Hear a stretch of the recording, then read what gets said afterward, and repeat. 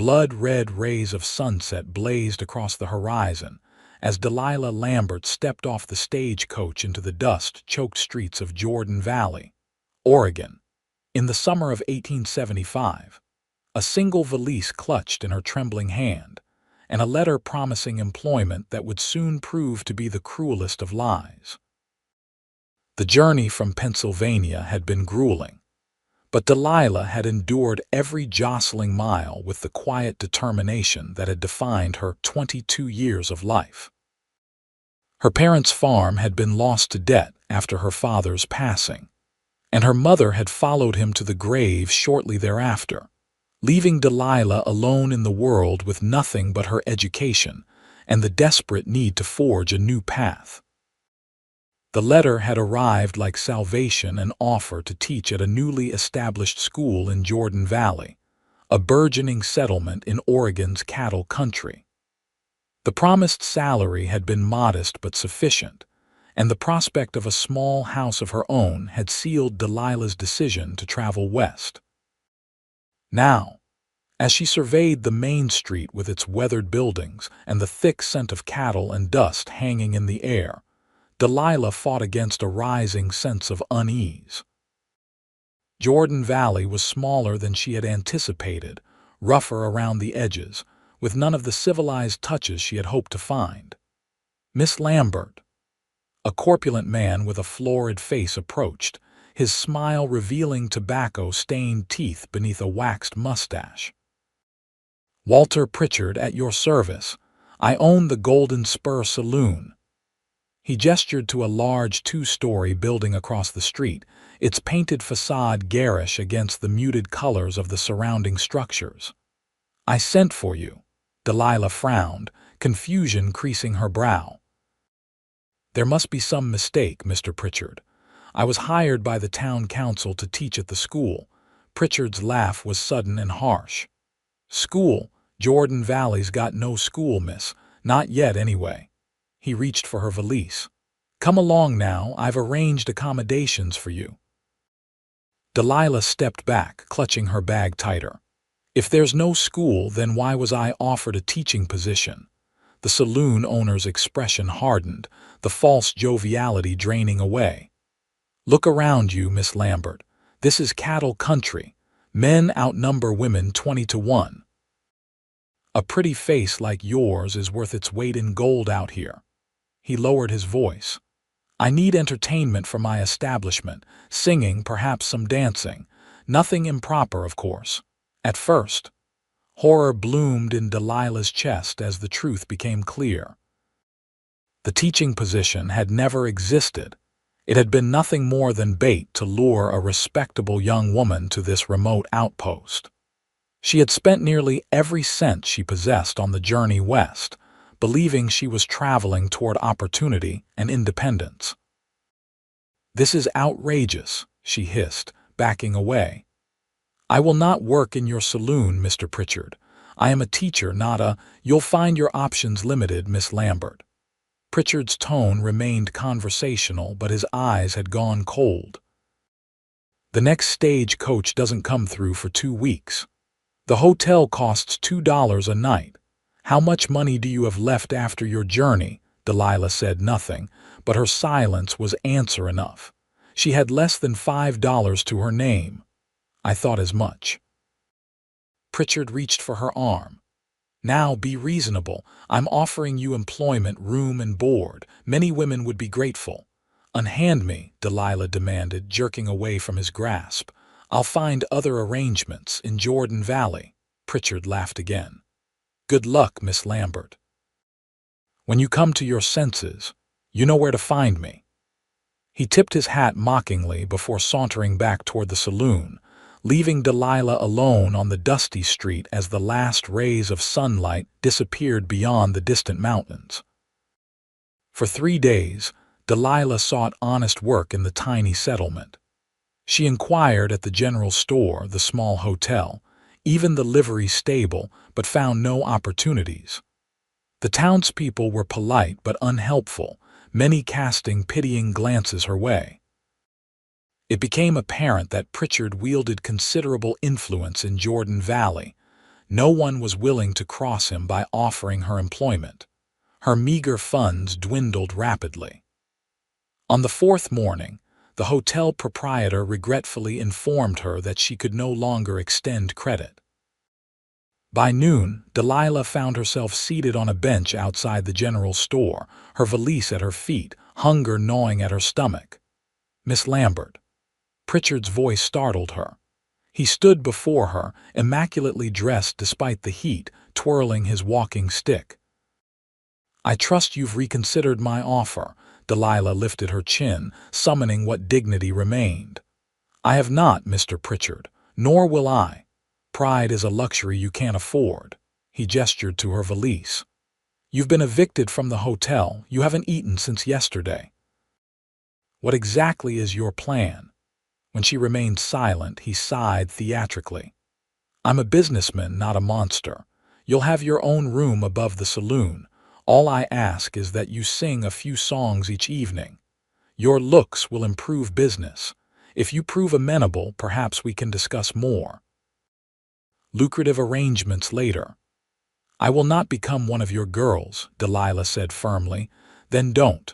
Pritchard shrugged. "Sing, pour drinks, that's all I'm asking for now." He extended his hand. "Come along, Miss Lambert, before hunger makes the decision for you." With a leaden heart, Delilah allowed him to help her to her feet. What choice did she have? She would take his offer of shelter and food, but she would find a way out of this predicament. The stagecoach would return in 10 days. Perhaps she could save enough to purchase a ticket back east. The Golden Spur Saloon was mercifully quiet in the afternoon hours. Pritchard led her through the main room with its long bar and scattered tables to a narrow staircase at the rear. The second floor consisted of a corridor with several doors, the rooms where Pritchard's girls entertained their customers. Delilah presumed with distaste. "This will be yours," Pritchard said, unlocking the last door. The room was small but clean, containing a narrow bed, a washstand, and a battered dresser. A single window overlooked the street. "Get settled. Come down at 6. Maggie will help you prepare." "Prepare for what?" Delilah asked warily. "For your debut, of course." Pritchard's smile didn't reach his eyes. "Jordan Valley's been waiting for a refined lady like yourself. They'll pay good money to hear you sing." Before she could protest that she had never agreed to perform that very evening, he closed the door.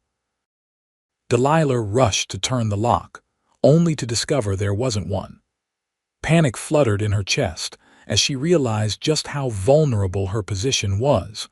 The hours passed in anxious contemplation.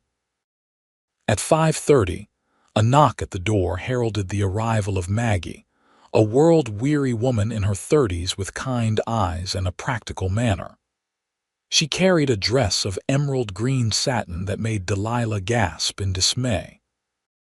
"Mr. Pritchard sent this for you to wear tonight," Maggie explained, laying the garment across the bed. "It's indecent," Delilah objected, noting the low neckline. "It's tame compared to what the other girls wear," Maggie replied with a shrug. "Listen, honey, I know this isn't what you wanted. But Pritchard gets what Pritchard wants in this town if you don't cooperate." She didn't finish the sentence. "If I don't cooperate, what?" Delilah demanded. Maggie sighed. "Just put on the dress, sing a few songs, it won't kill you." With Maggie's assistance, Delilah reluctantly donned the green gown and allowed her hair to be arranged in loose curls. The woman applied rouge to Delilah's cheeks and lips, despite her protests. When Maggie held up a hand mirror, Delilah hardly recognized her own reflection. "Perfect," Maggie declared. "You'll bring in quite a crowd." Downstairs, the saloon was filling with men ranchers, cowboys, and townspeople, all curious about the new attraction Pritchard had been promising. Their conversations fell into an expectant hush when Delilah descended the stairs, her cheeks burning with humiliation beneath the rouge. Pritchard met her at the bottom step, his appraising gaze making her skin crawl. "Magnificent," he murmured. "Gentlemen." May I present Miss Delilah Lambert, lately of Pennsylvania, who has graciously agreed to favor us with a few songs this evening." The piano player, a thin man with nimble fingers, despite his apparent intoxication, struck up a familiar tune. Delilah, finding her voice through sheer determination, began to sing. She chose hymns and folk songs, steadfastly refusing the bawdier suggestions called out by the increasingly rowdy patrons. For 2 hours she performed, growing more weary and disheartened with each song. The men continued to drink, their behavior becoming more boisterous. When one particularly bold cowboy attempted to pull her into his lap, Delilah slapped him soundly across the face. The room fell silent. Pritchard appeared at her side instantly, his fingers digging into her arm.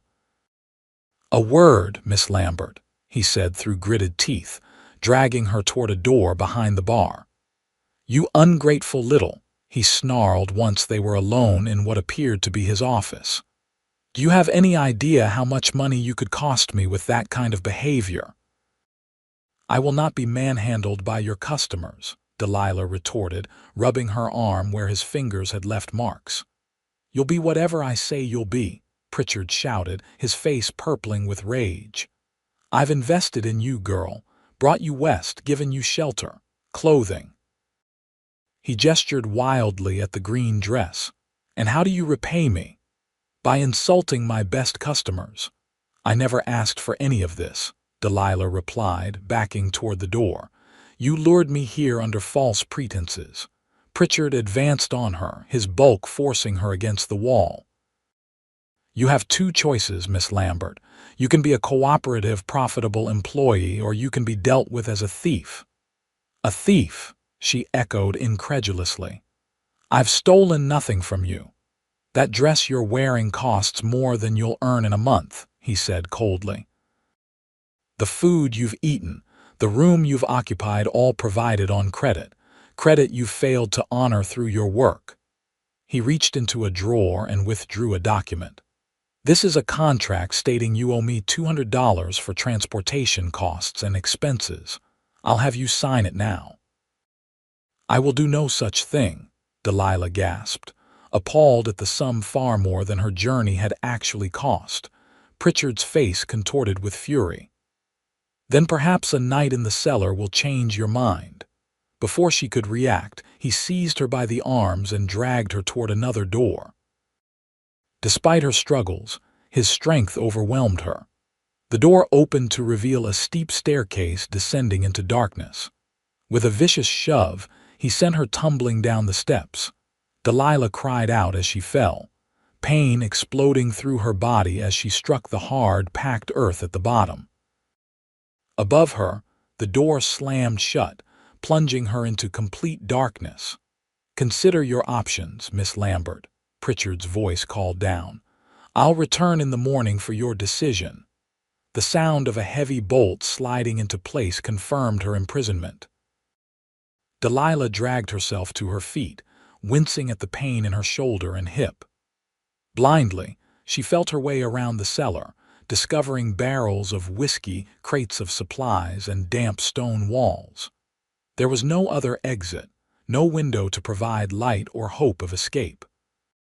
In the oppressive darkness, Delilah finally allowed her tears to fall. She had been a fool to trust the letter, to journey west with such naivete. Now she was trapped, with no money and no allies, at the mercy of a man who viewed her as nothing more than property to be exploited. Hours passed in the cold darkness. Delilah huddled against a wall, her thin dress providing little protection against the cellar's chill. Eventually, exhaustion overcame her fear, and she drifted into a fitful sleep haunted by dreams of her lost home and the parents who could no longer protect her.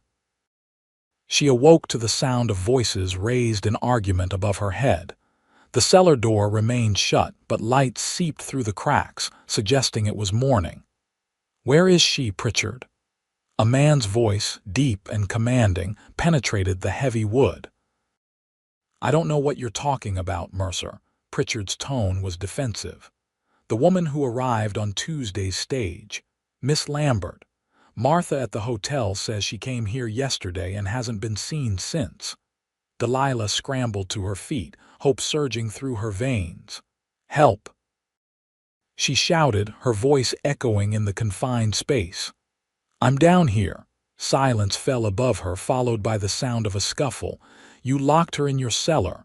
The man Mercer sounded dangerous now. Open that door, Pritchard. Now. This is my establishment, Pritchard blustered. I'll handle my employees as I see fit. She's not your employee. She's a free woman you've imprisoned. Something in Mercer's tone sent a chill down Delilah's spine, not of fear, but of anticipation. Last chance. Open the door.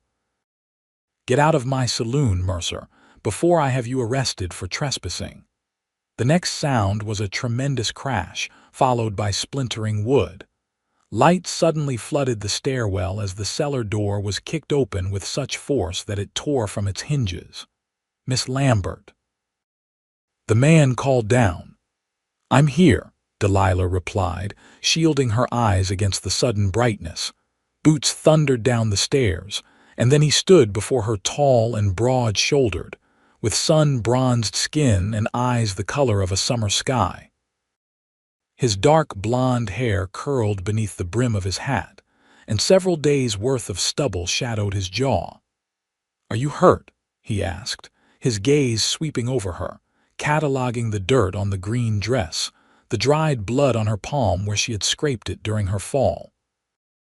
Nothing serious, Delilah managed, suddenly conscious of her disheveled appearance.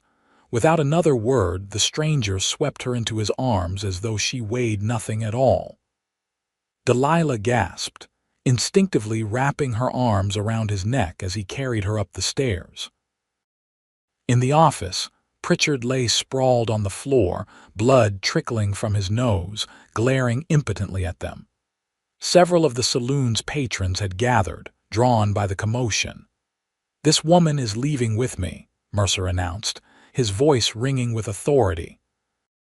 Anyone who has a problem with that can take it up with me personally. No one spoke. No one moved to stop them as he strode through the saloon and out into the morning sunlight, still carrying Delilah in his powerful arms. I can walk, she protested weakly, though the solid warmth of him felt inexplicably safe after her night of terror. I know, he replied simply, but did not put her down until they reached a modest house at the edge of town. Only then did he gently set her on her feet, steadying her with a hand at her elbow. I'm Adam Mercer, he said, deputy marshal for this county, and you're in a hell of a situation, Miss Lambert. Adam Mercer had known trouble was brewing from the moment he spotted Walter Pritchard, meeting the stagecoach on Tuesday. The saloon owner rarely showed such personal interest in new arrivals, unless he stood to profit handsomely. When Adam had inquired about the young woman and learned she believed she'd been hired as a teacher, his suspicions had deepened. Jordan Valley had been discussing establishing a school for months, but no funds had been allocated, no teacher hired. He'd watched from a distance over the next few days as Delilah Lambert sought employment throughout the town, noting the way doors closed in her face after brief, apologetic conversations. Pritchard's influence at work, no doubt. By the time she had disappeared into the Golden Spur Saloon, Adam had been sufficiently concerned to make inquiries at the hotel. Now, as he guided the exhausted woman into his home, he was grateful he had followed his instincts. She looked ready to collapse, her face pale beneath smudged rouge, her eyes shadowed by the trauma of her imprisonment. Sit, please, he said, gesturing to a worn but comfortable chair near the stove. I'll make coffee.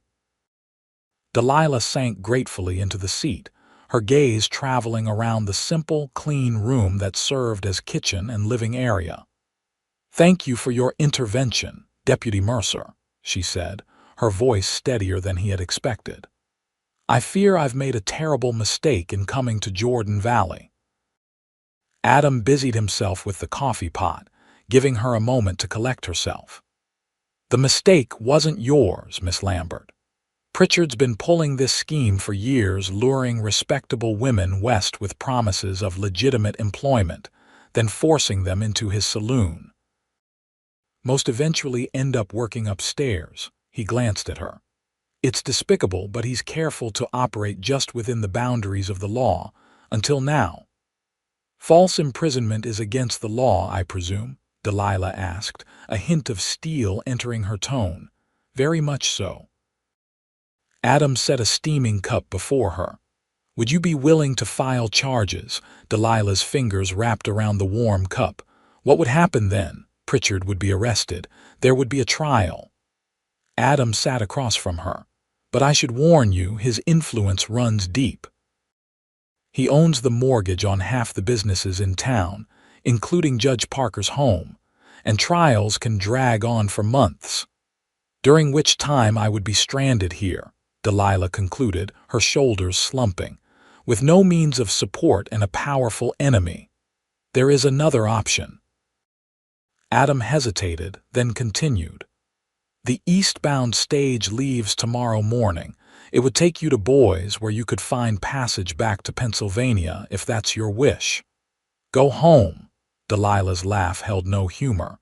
"There is no home to return to, deputy. My parents are dead, the farm sold to cover debts." She stared into her coffee. "I came west because I had nothing left in the east. Then we find you a legitimate position somewhere else," Adam suggested. "Boise is growing rapidly. They have real schools, libraries. A lady with your education would be welcomed." Delilah regarded him with surprise. "How do you know I'm educated?" A faint flush colored Adam's cheekbones. "I may have asked about you at the hotel. Martha mentioned you were reading Emerson. You've been watching me." It wasn't a question. "Keeping an eye on a situation I found concerning," Adam corrected. "Pritchard's reputation is well known to me, even if the townspeople turn a blind eye to his activities." Delilah sipped her coffee, studying him over the rim of the cup. Deputy Adam Mercer was unlike any lawman she had encountered back east. Those had been older men with paunches and self-importance. This man radiated quiet competence and a physical power that he kept carefully restrained. Despite her ordeal, or perhaps because of it, she found his presence reassuring rather than intimidating. "Why did you come for me?" she asked suddenly. "You could have ignored my disappearance like everyone else in this town." Adam's blue eyes met hers directly. "Because it was right," he said simply, "and because no one else would." The honesty in his gaze made Delilah look away first. "What happens now? Now you rest." Adam rose. "The bedroom is through there. I'll bring water so you can wash. Later, we'll discuss your options more thoroughly." Delilah wanted to protest. She had imposed on his kindness enough, but exhaustion overwhelmed her. "Thank you," she managed, "for everything." In the small bedroom, Delilah found a basin of warm water and a clean shirt laid out for her use. The garment would swallow her whole, but it was infinitely preferable to the tawdry green dress that now symbolized her humiliation. She washed away the dirt and rouge, wincing at the bruises blooming on her shoulder and hip, then changed into the offered shirt. It hung to her knees like a nightgown, the sleeves rolled up multiple times to free her hands. The narrow bed, though simply furnished with a quilt and a single pillow, seemed like the height of luxury after her night in the cellar. Delilah sank onto it gratefully, intending only to rest for a moment before returning to the kitchen to discuss her future. She awoke hours later to find afternoon sunlight slanting through the window. For a disorienting moment, she didn't recognize her surroundings. Then memory returned in a rush. Pritchard, the cellar, the deputy marshal breaking down the door and carrying her to safety. Voices murmured in the other room. Delilah rose and moved to the door, which stood slightly ajar. "Ought to hang for what he's done," a woman was saying. luring that poor girl all the way from Pennsylvania with lies. We both know that won't happen, Martha. Adam's voice was resigned. Pritchard owns too many people in this town. Not you, the woman Martha replied firmly. No, Adam agreed. Never me. What will she do now? That's for her to decide. I can get her to Boys safely, help her find a teaching position there if she wants. And if she doesn't want to leave, Martha asked shrewdly. Jordan Valley could use a teacher of its own, Adam. You've said so yourself. The town council won't establish a school just to create a job for her, Adam pointed out. They've been dragging their feet on that project for years. Then create the position another way, Martha suggested. Heaven knows there's a need. My Henry barely knows his letters, and he's already 8. Delilah pushed the door open wider, making her presence known.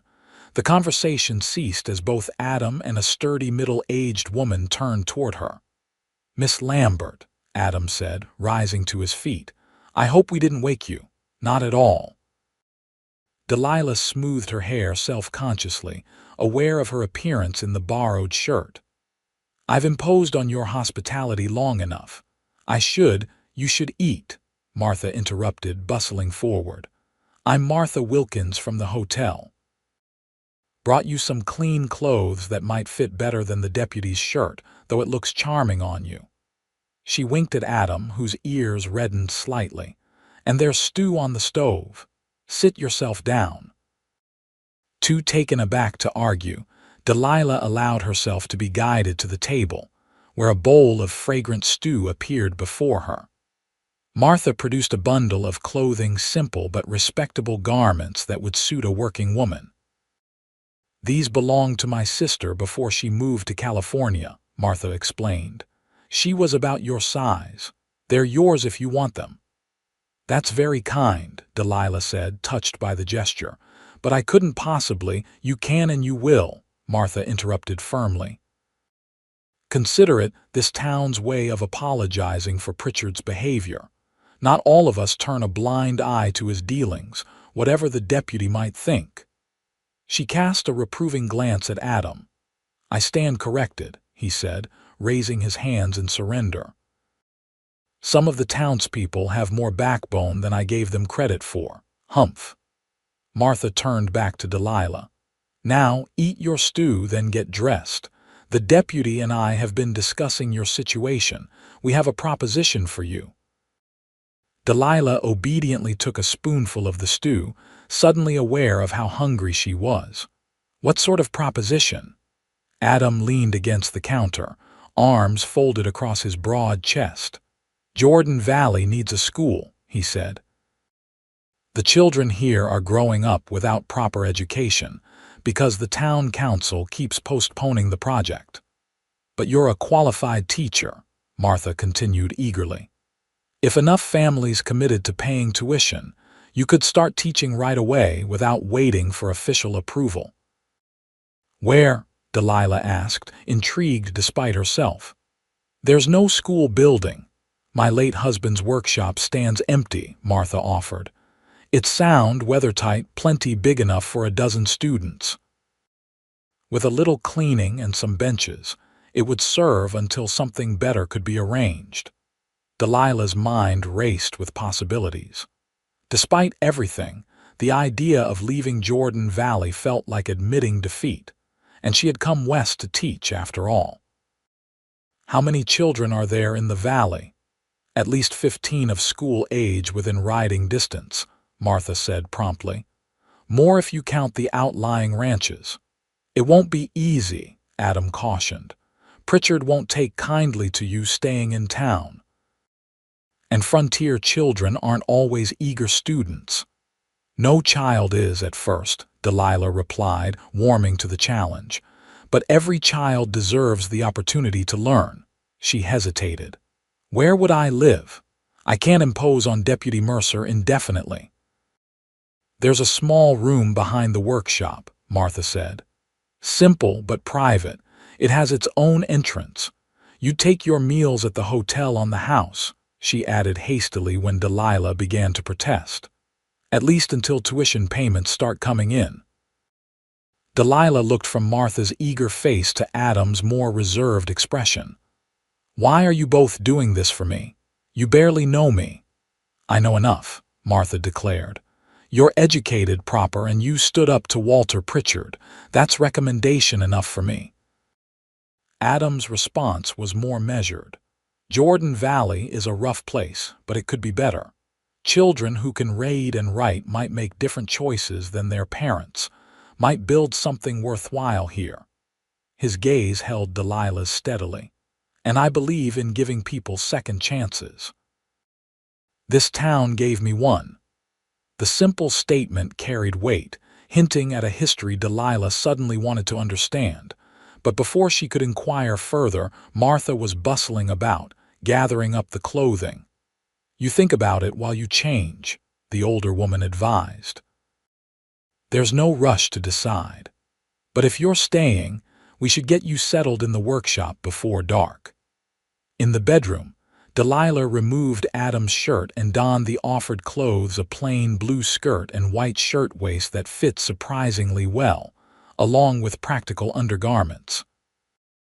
The familiar routine of dressing helped organize her thoughts. She had come west with dreams of independence, of making a difference in children's lives. Pritchard had nearly destroyed those dreams, but now she was being offered an unexpected opportunity to fulfill them. It would be difficult, certainly. The town's loyalty to Pritchard, the challenge of establishing a school without official support, the hardships of frontier life, none of these could be underestimated. Yet the alternative was to retreat, to allow fear to dictate her future. That was not the woman her parents had raised her to be. When Delilah emerged from the bedroom, her decision was made. I'll stay, she announced. If you truly believe enough families will support a school. Martha beamed in triumph. They will. You leave that to me. Adam's expression was more complex approval mixed with concern. Pritchard won't make this easy for you, he warned. I don't expect him to, Delilah replied, lifting her chin. But I didn't travel 2,000 miles to be driven away by a bully. She extended her hand formally. Thank you for your rescue, Deputy Mercer, and for giving me the chance to fulfill my purpose here. His large hand enveloped hers, warm and calloused. Adam, he corrected quietly. If you're staying in Jordan Valley, we might as well use first names. Adam, Delilah repeated, oddly aware of how his hand lingered on hers for a moment longer than necessary. I have a feeling I'll be grateful for your friendship in the days ahead. Count on it, he promised, and somehow she knew she could. Martha's workshop proved to be a sturdy structure of rough-hewn timber, its interior still redolent of sawdust and varnish. The main space was open and well lit by windows set high in the walls. A pot-bellied stove stood in one corner, adequate for heating the room in winter. The small chamber at the back, once an office, would serve as Delilah's living quarters. It contained a narrow bed, a table and chair, and a washstand. A door opened directly to the outside, giving her privacy and independence. It's perfect, Delilah declared, turning to Martha with genuine enthusiasm.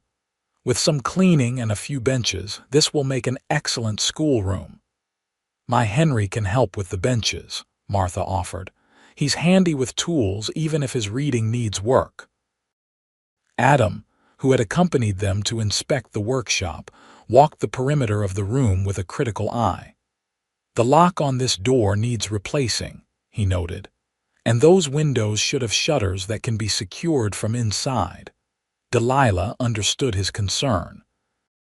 If Pritchard decided to interfere with her plans, he might not limit himself to legal channels. Can such improvements be made quickly? I'll see to it myself, Adam assured her, and I'll keep a closer watch on this part of town. Deputy Mercer is very thorough about his patrols, Martha remarked with a sidelong glance that made Delilah blush inexplicably. Now, let's get you settled. Adam, be a dear and fetch Miss Lambert's valise from the hotel, would you?" As Adam departed on this errand, Martha bustled about, producing clean linens for the bed and a small basket of provisions. "Just to tide you over," she explained. "You'll take breakfast and supper at the hotel, but I thought you might want something for midday." "You've thought of everything," Delilah said gratefully. "Not everything, dear." Martha's expression grew serious. "You should know that not everyone will welcome a school. Some folks here prefer things as they are, rough, simple. Education changes things, and change frightens people." "Is that why the town council has delayed establishing a school?" Delilah asked. Martha nodded. "Partly. Some genuinely can't see the value in book learning for ranch children. Others—" she hesitated. "Others follow Pritchard's lead because they're in his debt one way or another." "And the deputy? Where does he stand in all this?" "Adam," Martha's eyes softened. "He stands apart mostly, keeps his own counsel. But he's a good man, educated himself, though he doesn't make a show of it. Came here 5 years ago from somewhere back east. Never talks about his past, but I gather it wasn't happy." She patted Delilah's arm. "He'll be your ally in this, don't you worry." By evening, the workshop had been transformed into a simple but comfortable living space. Adam had returned with Delilah's valise, replaced the lock on the main door, and promised to install shutters the following day. Martha had spread the word about the new school, assuring Delilah that several families had already expressed interest. "We'll hold a meeting here tomorrow afternoon," Martha declared. "Let parents see the space, meet you properly. Once they understand you're qualified and serious, they'll commit to tuition payments." After Martha had departed, Adam lingered, seemingly reluctant to leave Delilah alone on her first night in her new home. "I live just down the street," he said, pointing to his small house visible through the gathering dusk. "If you need anything, if there's any trouble, don't hesitate to call for me." "Thank you," Delilah said, touched by his concern, "but I'll be fine. The door is secure thanks to you." Adam nodded, but his expression remained troubled. "Pritchard knows you're staying. News travels fast in Jordan Valley. He'll make his next move soon." "Let him try," Delilah replied with more confidence than she felt. "I won't be intimidated again." A hint of admiration flickered in Adam's eyes. "No, I don't believe you will be." He settled his hat on his head. "Good night, Miss Lambert." "Delilah," he amended with a small smile. "Good night, Adam," she replied, watching as he strode away through the deepening twilight. Alone at last, Delilah secured the door and prepared for bed, her mind buzzing with plans for the school, with the challenges ahead, and, unbidden, with thoughts of the deputy marshal whose steady presence had become her anchor in this turbulent new world. The parents' meeting the following afternoon exceeded Delilah's most optimistic expectations. 12 families attended, representing 17 children ranging in age from 6 to 15. Martha had worked miracles, transforming the workshop into a presentable classroom with borrowed benches, a blackboard, and even a small bookshelf stocked with basic primers, and a few well-worn novels donated by various townspeople. Delilah addressed the assembled parents with the confidence born of her training and genuine passion for education. She outlined her qualifications, her teaching philosophy, and her proposed curriculum, which would include reading, writing, arithmetic, history, geography, and basic sciences. "My aim is to provide your children with the tools they need to succeed, whether they choose to remain in Jordan Valley or seek opportunities elsewhere," she explained. "Education opens doors that might otherwise remain closed." Most of the parents responded positively, especially the mothers, who seemed to grasp the value of education more readily than their husbands. By the end of the meeting, Delilah had secured commitments from 10 families, enough to provide her with a modest living once tuition payments began coming in. "I told you they'd support you," Martha crowed as the last family departed. "We'll have those benches properly built by the end of the week. You can start classes on Monday." "It's happening rather faster than I anticipated," Delilah admitted, slightly dazed by the swift turn of events. "That's how things work out here," Adam commented from his position near the door, where he had observed the entire proceedings. "When folks decide to do something, they don't waste time with committees and deliberations." His presence had been a comfort throughout the meeting, a silent reminder that she had allies in her new venture. Several times she had caught his eye and found encouragement there, warming her resolve when faced with skeptical questions from some of the fathers. "Did you notice who wasn't here?" Martha asked in a lower voice, glancing toward the door to ensure they wouldn't be overheard. "The Millards, the Hendersons, and the Fosters," Adam supplied. "All businesses that owe Pritchard money." "He's already applying pressure," Delilah realized, her heart sinking slightly, "trying to undermine the school before it even begins." "Don't let it trouble you," Martha advised. 10 families is a fine start. Others will join once they see the benefits for themselves. The next few days passed in a blur of activity as Delilah prepared for her first day of classes. Adam completed the promised shutters and built a sturdy bookcase. Martha's son Henry and several other young men constructed proper benches with attached writing surfaces. The women of Jordan Valley contributed slates, chalk, pencils, and paper, precious commodities on the frontier. Through it all, Delilah was aware of being watched. Pritchard himself never approached her, but his influence was evident in the sidelong glances from certain townspeople, in the way conversations sometimes halted when she entered the general store, in the occasional muttered comment about Eastern notions being unsuited to frontier children. On Sunday evening, as Delilah made final preparations for her first day of teaching, a knock at the workshop door startled her. She opened it to find Adam standing there, hat in hand, more formally dressed than she had yet seen him. "I hope I'm not interrupting," he said. "I wanted to wish you luck for tomorrow." "Thank you," Delilah smiled, gesturing for him to enter. "I'm as ready as I can be, I think."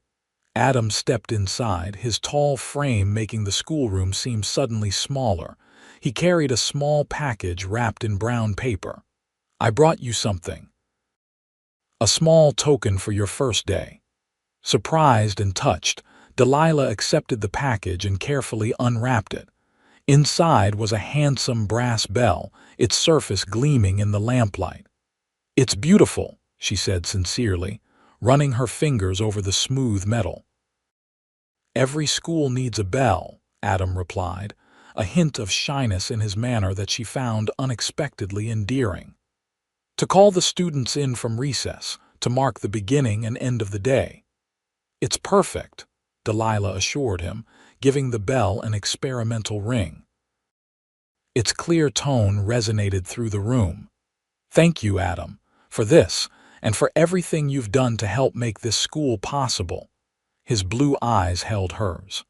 "I believe in what you're trying to do here," he said quietly. "These children deserve a chance at something better." There was something in his tone, a personal note that made Delilah wonder again about his past. "Did you have the opportunity for education as a child?" she asked carefully. A shadow crossed his face. "My father insisted on it. He had plans for me to follow him into law." Adam looked away. "Things didn't work out as he intended." Delilah sensed the pain behind the simple statement. "Yet you found your own path," she observed. "As deputy marshal, you serve the community in a different way." "I try," he acknowledged. He seemed about to say more, but instead glanced toward the door. "I should let you rest. Tomorrow will be a demanding day." "Will I see you?" The question slipped out before Delilah could consider how it might sound. Adam's expression softened. I'll be around. Part of my duty is to check on all the businesses in town. A hint of humor touched his lips. The school now qualifies. After he had gone, Delilah found herself standing in the middle of the schoolroom, the bell still in her hand, filled with an anticipation that had as much to do with the deputy's promise to return as with the challenge of her first day of teaching. The Jordan Valley School opened on Monday, September 13, 1875, with 15 students in attendance, 2 more than expected, as word had spread over the weekend.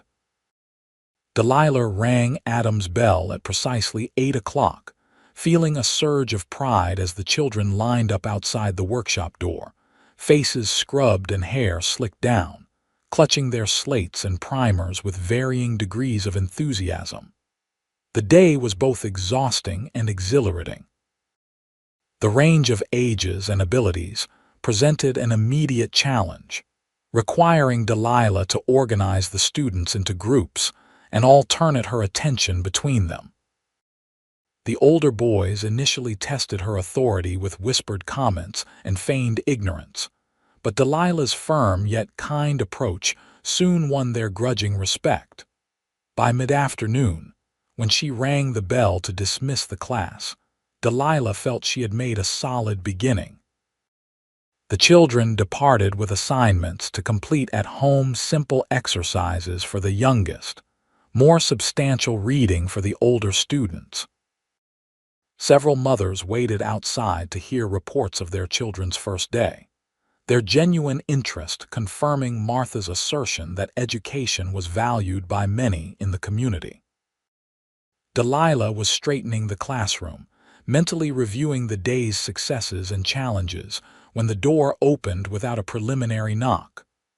Walter Pritchard stood on the threshold, his bulky frame blocking the light. "Miss Lambert," he said, removing his hat with a mockery of politeness. "I see you've established yourself in our little community." Delilah's heart hammered in her chest, but she refused to show fear. "Mr. Pritchard," she acknowledged coolly, "this is a school. Unless you have children to enroll, I'm afraid I must ask you to leave." Pritchard stepped inside, closing the door behind him. "So hostile," he chided, "and after I went to the trouble of bringing you all the way from Pennsylvania." "Under false pretenses," Delilah reminded him, maintaining her position behind the teacher's desk. "I believe we have nothing further to discuss. On the contrary." Pritchard advanced slowly into the room. "We have a great deal to discuss, starting with the debt you owe me." "I owe you nothing," Delilah stated firmly. "Any agreement between us was invalidated by your deception and subsequent actions." Pritchard's face darkened. "You're occupying this building illegally," he said, abruptly changing tactics. "The town council hasn't authorized a school. This is private property, generously loaned by Mrs. Wilkins for educational purposes," Delilah countered. "No authorization is required for private instruction." "Mrs. Wilkins should be careful about crossing me," Pritchard warned. "Her hotel mortgage comes due for renewal soon." He glanced around the schoolroom with contempt. "This little venture of yours won't last, Miss Lambert. Jordan Valley doesn't need or want your kind of refinement. The children here are destined for ranching, for hard physical labor. What use are books to a cowboy or a rancher's wife?" "Education benefits everyone, Mr. Pritchard," Delilah replied, her voice steady despite her racing pulse. "Even those destined for ranch work need to read contracts, calculate expenses, write letters." "Pretty words," Pritchard sneered. "But I control this town, Miss Lambert. The businesses, the bank, even that so-called deputy marshal who's been hovering around you. One word from me, and your students will disappear. Their parents will find urgent reasons why schooling isn't practical after all." "Is that a threat?" Delilah demanded. "A prediction," Pritchard corrected with a cold smile. "Unless we can come to an arrangement." Delilah's stomach clenched. "What sort of arrangement?" I still need entertainment at the Golden Spur, Pritchard said silkily. Singing 2 nights a week. In return, I'll allow your little school to continue unmolested. Absolutely not, Delilah replied without hesitation. I am a teacher, not a saloon performer. Pritchard shrugged, turning toward the door. Then I hope you enjoy teaching to empty benches, Miss Lambert. Because that's what you'll have by the end of the week. His hand was on the doorknob when he added, Oh, and you might want to ask your friend Mercer about his past, about why he left Boston in such a hurry. You might find his protection less comforting once you know the truth. The door closed behind him, leaving Delilah shaken by both his threats and the cryptic reference to Adam's history. She was still standing frozen behind her desk when the door opened again minutes later. Delilah. Adam's concerned voice broke through her distress. I saw Pritchard leaving. Are you all right? She looked up, studying his face, the open concern in his blue eyes, the slight furrow between his brows. Whatever secrets lay in his past, she could not believe this man meant her harm. He threatened to destroy the school, she said simply. To use his influence to keep the children away. Adam's expression hardened. Did he threaten you personally? No, Delilah assured him. He offered a compromise. I sing at his saloon twice weekly and he leaves the school alone. Bastard, Adam muttered, then immediately apologized. Forgive my language. Despite everything, Delilah found herself smiling. I've heard worse, Adam. I did spend a night in a saloon, remember? His answering smile eased some of the tension in her shoulders. What will you do? Continue teaching, Delilah said firmly. I won't be blackmailed or intimidated. If parents stop sending their children, then I'll have failed. But at least I'll have tried. Adam nodded, approval evident in his gaze. For what it's worth, I think you're making the right choice. Giving in to Pritchard's demands once would only lead to more demands. Delilah hesitated, then asked the question that had been troubling her. Adam, why did you leave Boston? His expression closed immediately, shoulders stiffening. Pritchard mentioned that, did he? He suggested I should ask you, Delilah admitted. That I might find your protection less reassuring if I knew the truth. Adam was silent for a long moment, his gaze fixed on some point beyond the schoolroom walls. When he finally spoke, his voice was carefully controlled. I was a lawyer in Boston. My father's firm. We represented wealthy clients, powerful interests. His jaw tightened. One case involved a factory where children as young as 8 worked 16-hour days. Dangerous conditions. Children were being maimed, killed. Delilah's breath caught in her throat. How terrible! The factory owner was a major client, Adam continued. When workers tried to organize for safer conditions, he had them fired, blacklisted. Some were beaten. I discovered evidence that my father knew about the conditions, knew about the violence, and helped cover it up. His eyes, when they met hers, held a mixture of old pain and resolute conviction. I couldn't be part of it. I gathered evidence, took it to a journalist friend. You exposed them, Delilah realized. Adam nodded. The factory was eventually forced to improve conditions, but not before my father disowned me, the firm blacklisted me, and every respectable door in Boston closed in my face. His lips twisted in a humorless smile. I came west to start over. Found I had an aptitude for law enforcement rather than law practice. That's nothing to be ashamed of, Delilah said softly. You stood up for what was right, at great personal cost. Not everyone sees it that way, Adam replied. Pritchard knows only that I betrayed my family, my class. He thinks it makes me unreliable. I think it makes you honorable, Delilah countered firmly. And I'm not at all discomforted by your protection. Quite the opposite, in fact. Something in her tone, in the way she held his gaze without wavering, caused a flush to rise in Adam's face. For a moment, The schoolroom seemed charged with an energy that had nothing to do with Pritchard's threats. Then Adam cleared his throat, breaking the spell. "I should patrol the rest of the town," he said, moving toward the door. "Will you be all right here alone?" "Perfectly," Delilah assured him, though a part of her wished he would stay. "I have lessons to prepare for tomorrow." "Lock the door behind me," Adam instructed. "And remember, I'm just down the street if you need anything." After he had gone, Delilah found herself unable to focus on lesson preparation. Instead, her thoughts kept returning to Adam's story, to the quiet dignity with which he had recounted his fall from Boston society. He had sacrificed everything for a principle, for the welfare of children he didn't even know. The revelation deepened her respect for him, and she admitted to herself, intensified the growing attraction she felt toward the deputy marshal.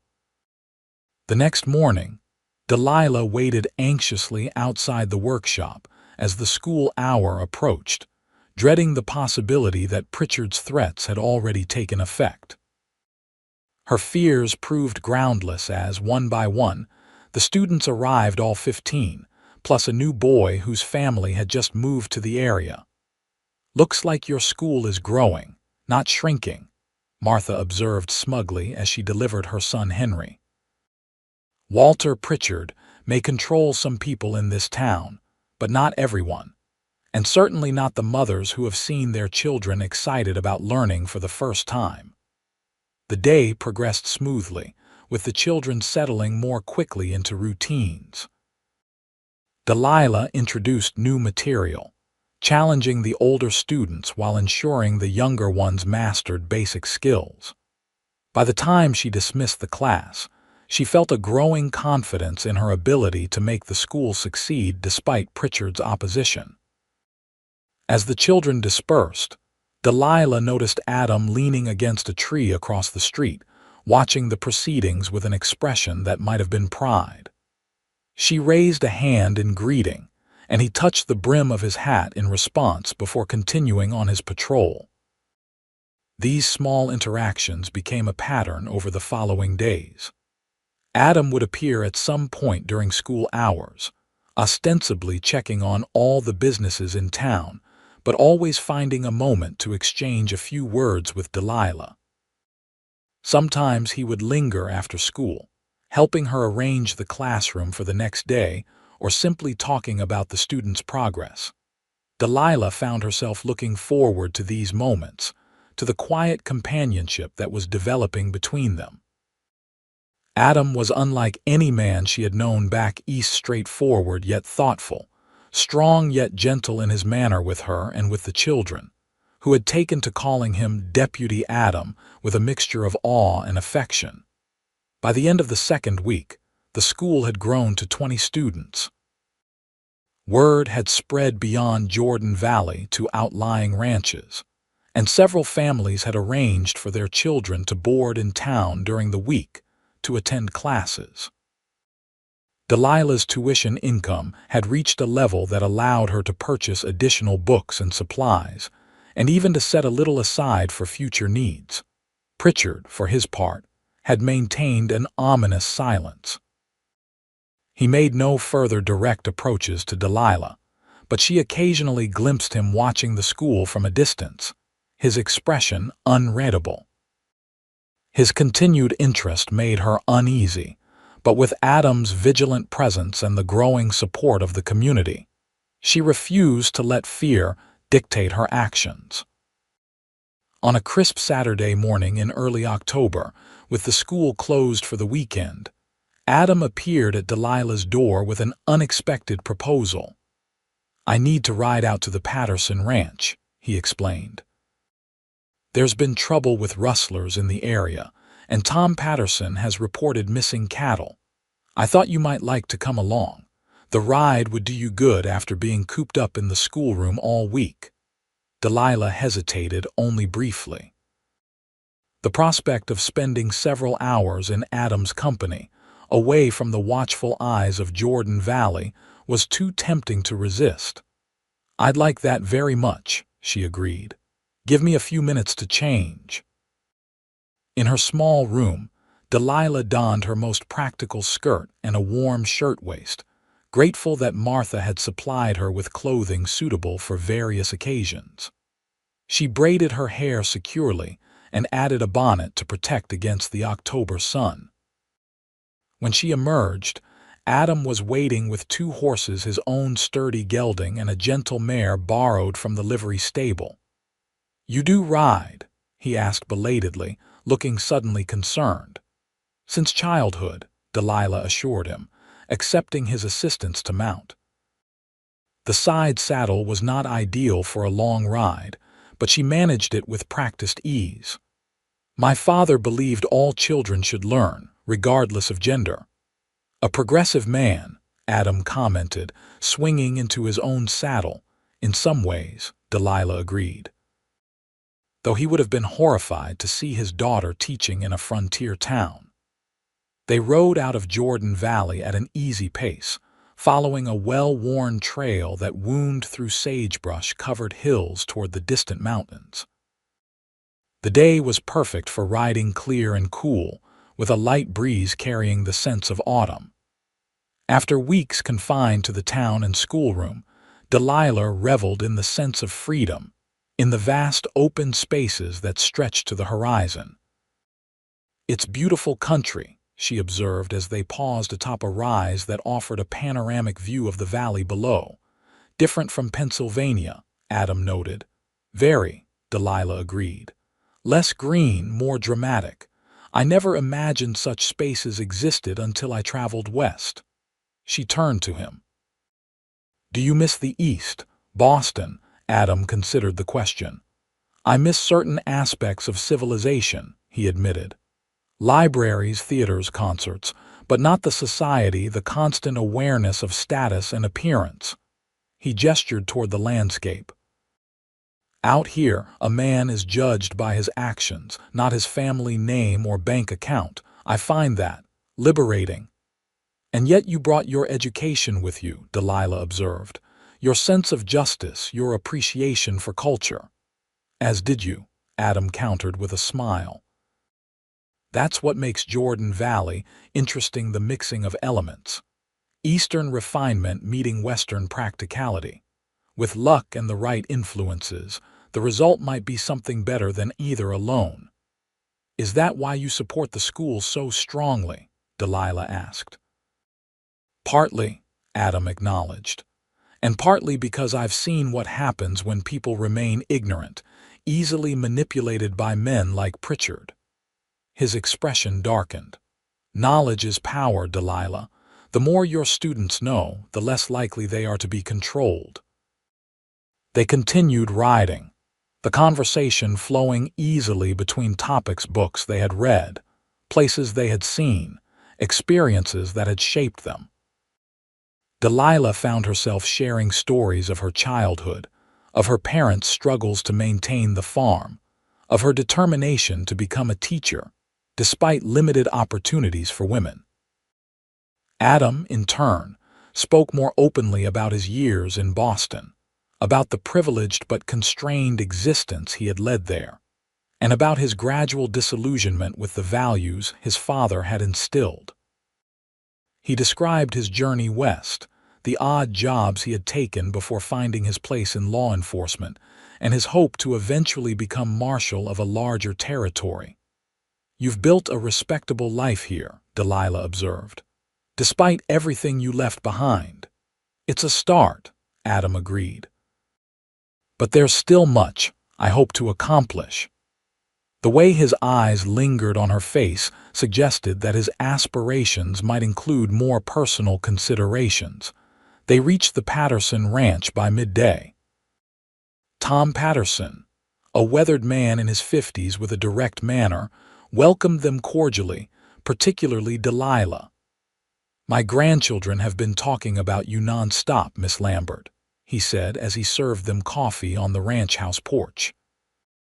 "Even got my Toby reading books in his spare time, which I never thought I'd see." "Toby has a quick mind," Delilah replied honestly. "He grasps concepts faster than most of the older students." Patterson nodded with evident pride. Boy takes after his grandmother. She was a schoolteacher back in Missouri before we married. He turned to Adam. Now about these rustlers. Lost another 8 head last night. Tracks lead toward the canyon lands. The men discussed the cattle theft in detail, with Adam asking specific questions about timing, tracks, and possible suspects. Delilah listened with interest, impressed by Adam's methodical approach to the investigation. "I'll organize a proper search party," Adam promised as they prepared to depart. "We'll find who's responsible." As they rode back toward Jordan Valley, Delilah noticed Adam scanning the landscape with greater vigilance than during their outward journey. "Are you concerned the rustlers might still be in the area?" she asked. "It's possible," he acknowledged. "Though they likely drove the cattle far from here by now." He glanced at her. "I shouldn't have brought you. If there's danger, I'm not afraid," Delilah assured him. "And I've enjoyed the day immensely." Adam smiled, the worry in his eyes easing somewhat. "As have I. It's been a long time since I had such pleasant company on patrol." They rode in comfortable silence for a time, the afternoon sun warm on their backs. Then Adam reined his horse to an abrupt halt, his posture suddenly alert. "Do you see that dust cloud to the north?" he asked, pointing toward a distant disturbance on the horizon. Delilah narrowed her eyes, making out what appeared to be a small group of riders moving rapidly in their direction. "Who would that be?" "No one with honest business moving at that speed," Adam muttered. He scanned their surroundings quickly. "We need to get off this trail. Follow me." He led them at a brisk trot toward a cluster of large rocks and juniper trees that offered some concealment. Once they reached the shelter, Adam dismounted and helped Delilah down from her mare.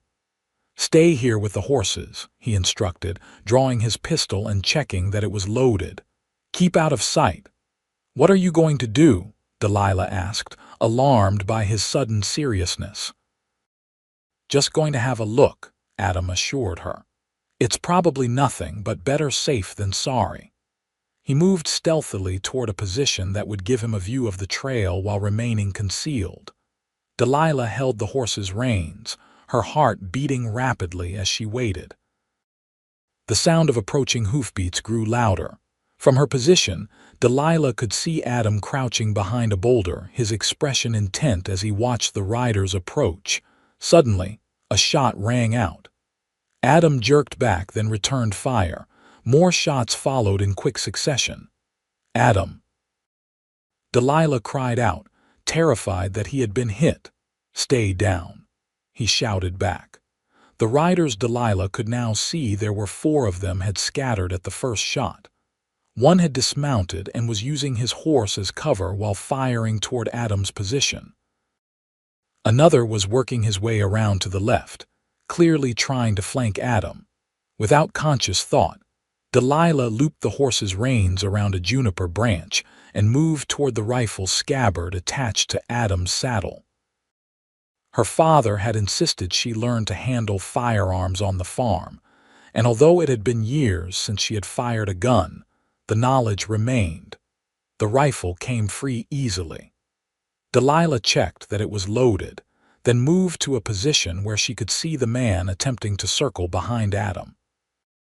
Taking careful aim, she fired a shot that struck the ground near the man's feet. The unexpected gunfire from a new direction startled the would-be flanker. He dove for cover, firing wildly in Delilah's direction. She dropped to the ground as bullets splintered bark from a juniper tree above her head. Adam, alerted to the danger, shifted his position to protect her, firing with deadly accuracy at the man who had been shooting in Delilah's direction. The man cried out and fell, clutching his shoulder. "Enough," Adam bellowed. "Drop your weapons or the next shot won't be so merciful." There was a moment of tense silence, then the sound of a rifle hitting the dirt. "Don't shoot," a voice called out. "We're throwing down our guns." "Hands where I can see them," Adam ordered, maintaining his position. All of you." Slowly, the remaining men emerged from cover, hands raised. Adam motioned for Delilah to stay where she was as he cautiously approached the surrendering men, his pistol trained steadily on them. "Well, well," he said as he got a clear look at their faces. "Jake Simmons and the Harper brothers, I should have known." He kicked their weapons well out of reach. "Rustling Patterson's cattle were you?" the man Adam had addressed as Simmons spat on the ground. "Got no proof of that, Mercer."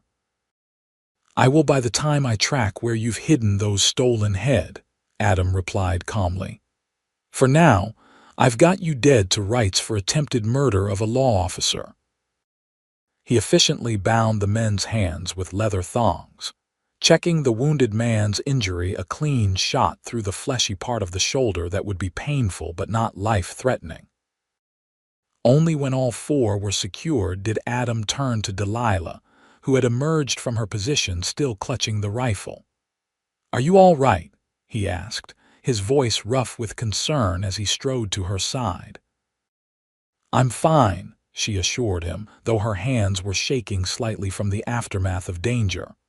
"Are you hurt? I saw you jerk back when the first shot was fired." "Bullet grazed my arm," Adam admitted, showing a tear in his sleeve where blood had seeped through the fabric. "Nothing serious." Delilah set down the rifle and reached for his arm, examining the wound with gentle fingers. "It needs cleaning and bandaging," she declared. "It can wait until we get these men to town," Adam said firmly. "Though I must say, Miss Lambert, you continue to surprise me." "That was quite a shot you fired." "I grew up on a farm," Delilah reminded him. "My father believed everyone should know how to protect themselves and the livestock." Adam's expression held a mixture of admiration and something deeper that made Delilah's breath catch. "I'm grateful for your father's foresight," he said quietly. "You may have saved my life today." Their eyes held for a long moment, the connection between them intensifying in the aftermath of shared danger. Then one of the prisoners made a crude remark, breaking the spell. Adam's face hardened as he turned back to their captives. "We need to get these men to town. Can you ride?" "Of course," Delilah replied, straightening her skirts and retrieving her bonnet, which had fallen off during the confrontation. The journey back to Jordan Valley was tense and uncomfortable. The wounded man complained constantly, while the others maintained a sullen silence. Adam kept the prisoners riding ahead, with Delilah beside him at the rear where he could protect her if necessary. "I'm sorry," he said quietly after they had been riding for some time. "This is not how I intended our day to end." "You have nothing to apologize for," Delilah assured him. "You couldn't have known we would encounter rustlers. Still, I should never have exposed you to such danger." "I'm not sorry it happened," Delilah said truthfully. "It was exhilarating in a way to be useful in a crisis, to do something beyond teaching arithmetic and grammar." Adam studied her with renewed interest. "You're a remarkable woman, Delilah Lambert." The sincerity in his voice sent warmth spreading through her chest. "Thank you for saying so," she replied softly. "Though I think I'll stick to teaching as my primary occupation. Gunfights are a bit too exciting for regular indulgence." His laugh, sudden and genuine, lightened the tension of the journey. "A wise decision. Though I must say, if teaching ever fails to satisfy, you'd make a formidable deputy." Their arrival in Jordan Valley caused an immediate sensation. Adam marched the prisoners directly to the small jail, where he confined them in the two available cells, placing the Harper brothers in one and Simmons and the wounded man in the other. News of the confrontation spread rapidly through the town. By the time Adam had secured the prisoners and sent for the doctor to treat the wounded man, a crowd had gathered outside the jail. Martha was among them, rushing forward when she caught sight of Delilah. "My dear girl," she exclaimed, "are you hurt? We heard there was shooting." "I'm perfectly fine," Delilah assured her, But Adam was grazed by a bullet. He needs medical attention. I've already sent for Doc Wilson, Martha said. He'll see to the deputy after he's treated the prisoner. She linked her arm through Delilah's. Come to the hotel. You need a hot meal and a chance to rest after such an ordeal. Delilah glanced back at Adam, who was speaking with several townsmen about organizing a party to search for the stolen cattle. He caught her eye and nodded encouragingly. Go with Martha, he called. I'll come find you once things are settled here. At the hotel, Martha installed Delilah in a private corner of the dining room and brought her a plate of hot food and a cup of strong tea. Now, the older woman said, settling across from her, tell me everything. And don't leave out a single detail.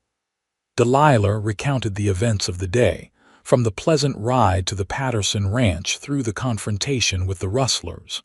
Martha listened with wide eyes, gasping at the most dramatic moments. And you actually fired a rifle. She marveled when Delilah described her intervention. I couldn't just hide while Adam was in danger, Delilah explained simply. He needed help and I was able to provide it. Martha studied her with shrewd eyes. You care for him, she observed. It wasn't a question. Delilah felt a blush rising in her cheeks. I admire him greatly, she acknowledged carefully. He's been a good friend to me since my arrival. Friend, is it? Martha smiled knowingly. I've seen how he looks at you, my dear, and how you look at him when you think no one's watching. Before Delilah could formulate a response, the hotel door opened and Adam himself entered, his left arm now properly bandaged. He scanned the room, his face lighting up when he spotted Delilah. Martha rose discreetly. I'll just see about getting the deputy some dinner, she murmured, patting Delilah's hand before moving away. Adam took the vacated seat, his expression a mixture of exhaustion and relief. The prisoners are secured, he reported. Doc Wilson says Harper will recover, though he'll have a stiff shoulder for a while. Patterson and some of the other ranchers are forming a search party to find the stolen cattle at first light. And you? Delilah asked, noting the lines of fatigue around his eyes. How is your injury? Just a scratch, Adam dismissed it. Doc cleaned and bandaged it, said I was lucky. His gaze held hers intently. Thanks to you. I only did what was necessary, Delilah demurred. Adam reached across the table, his hand covering hers. You were brave today, he said quietly. Braver than many men I've known. And you kept your head in a dangerous situation. That's rare, Delilah. The sound of her name on his lips, the warmth of his hand on hers made her heart beat faster. As did you, she replied. You're good at your job, Adam. The people of Jordan Valley are fortunate to have you protecting them. A shadow crossed his face. Not everyone sees it that way. Pritchard and his cronies have been pushing the town council to replace me with someone more, amenable to their interests. They can't do that, Delilah protested. You're appointed by the territorial governor, aren't you? Technically, Adam agreed. But in practice, local opinion carries weight if the town council formally requests my removal. He shrugged. The governor isn't likely to intervene in such a remote posting. That's outrageous, Delilah declared, indignation rising within her. After all you've done for this community. It's the way of things out here, Adam said philosophically, but today might change some minds. Capturing those rustlers will remind folks why they need a deputy who puts the law above personal interests. Martha returned with a heaping plate of food for Adam. Eat, she instructed firmly. Both of you. You've had enough excitement for one day. As they dined together in the warm, lamplit room, Delilah was acutely aware of the glances directed their way by other patrons.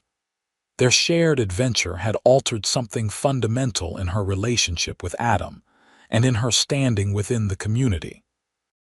She was no longer merely the new schoolteacher, but a woman who had proven her courage in a crisis. The realization was both empowering and unsettling. Back east, such notoriety would have been scandalous for a woman in her position.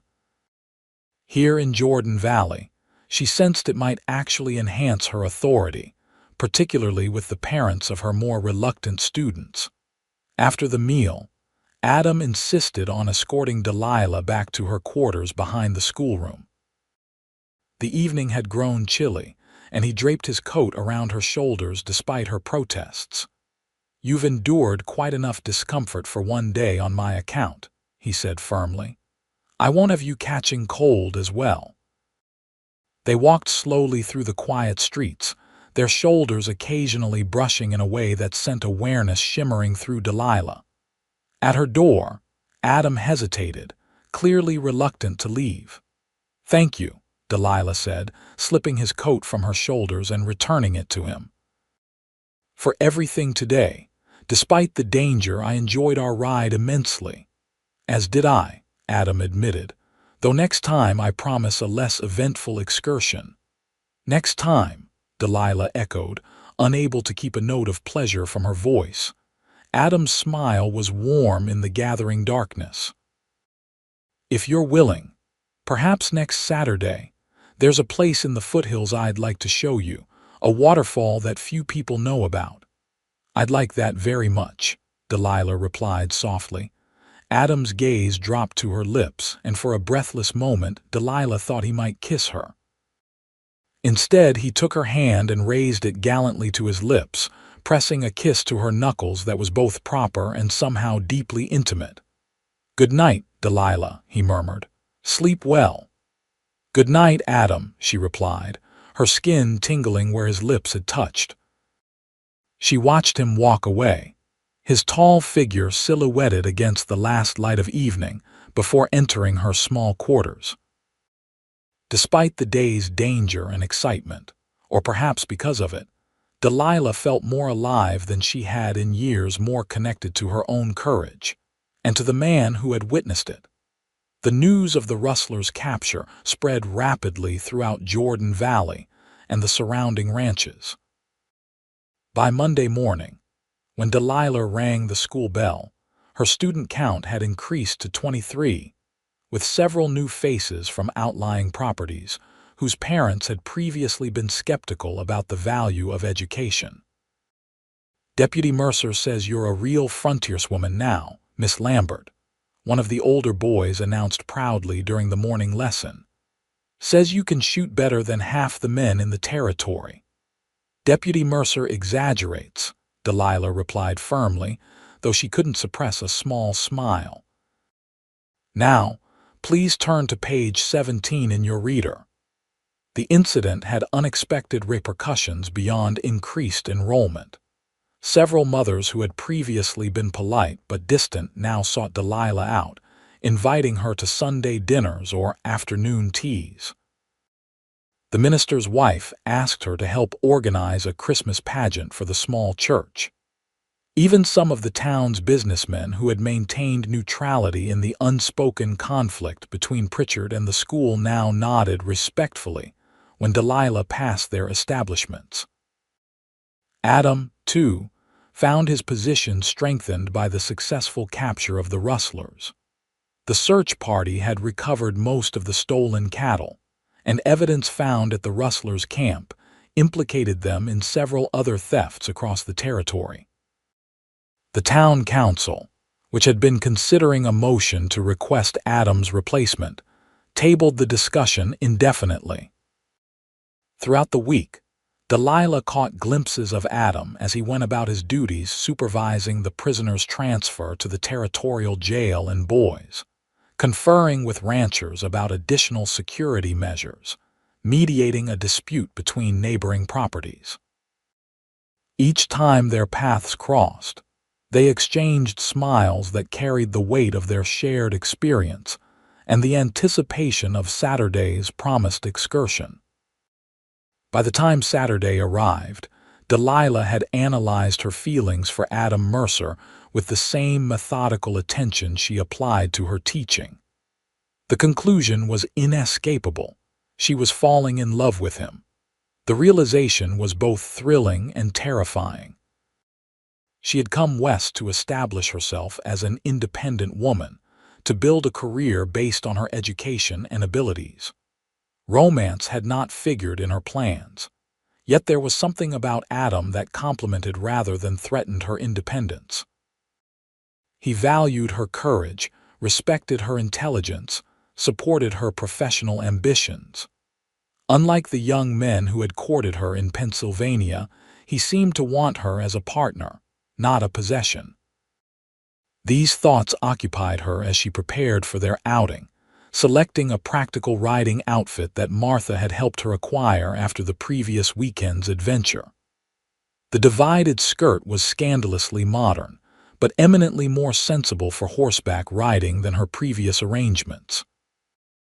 Adam arrived promptly at 9, leading the same 2 horses they had ridden before. His eyes widened appreciatively at the sight of Delilah's practical attire. "You look ready for adventure," he commented. "I decided that if I'm to be a proper frontierswoman, I should dress accordingly," Delilah replied lightly, accepting his assistance to mount. "I hope you don't disapprove."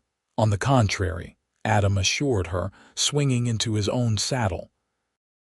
"Practicality trumps convention out here, especially when safety is concerned."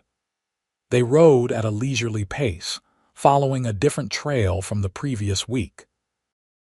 This one led upward into the foothills, winding through stands of ponderosa pine that provided welcome shade as the morning sun strengthened.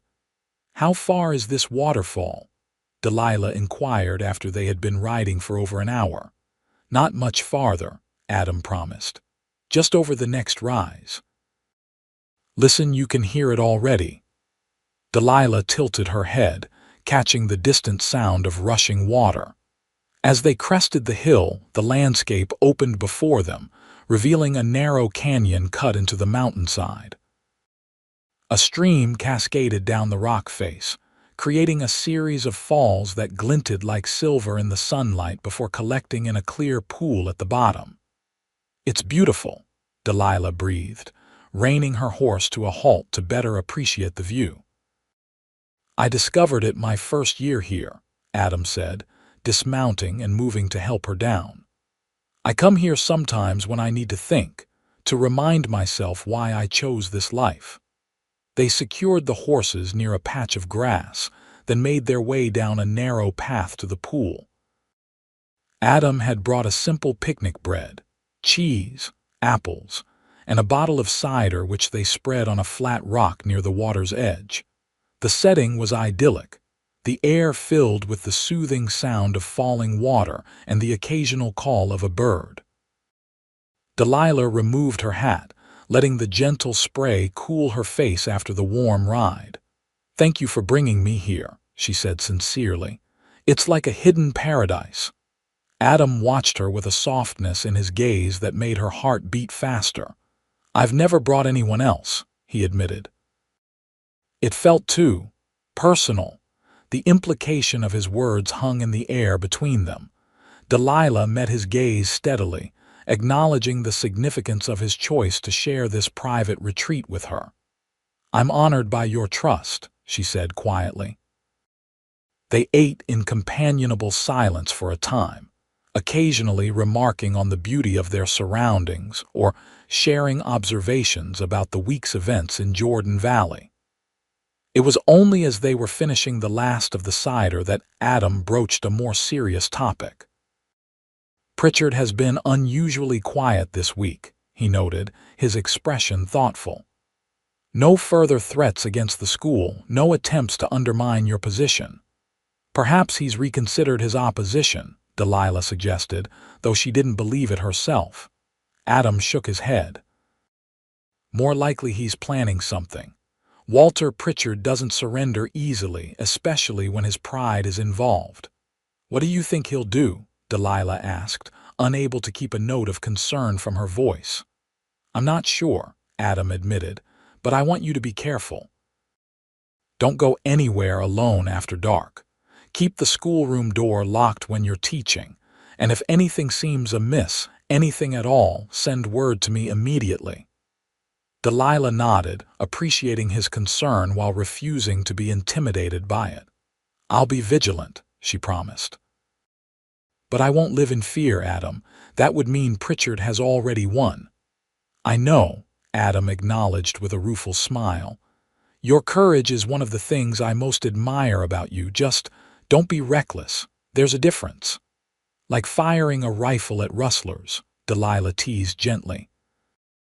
"Exactly like that," Adam agreed, though his expression remained serious. "Though I thank God every day that you did." The intensity in his voice made Delilah's breath catch.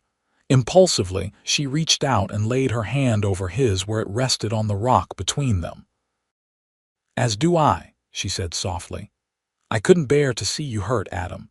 His fingers intertwined with hers, strong and warm.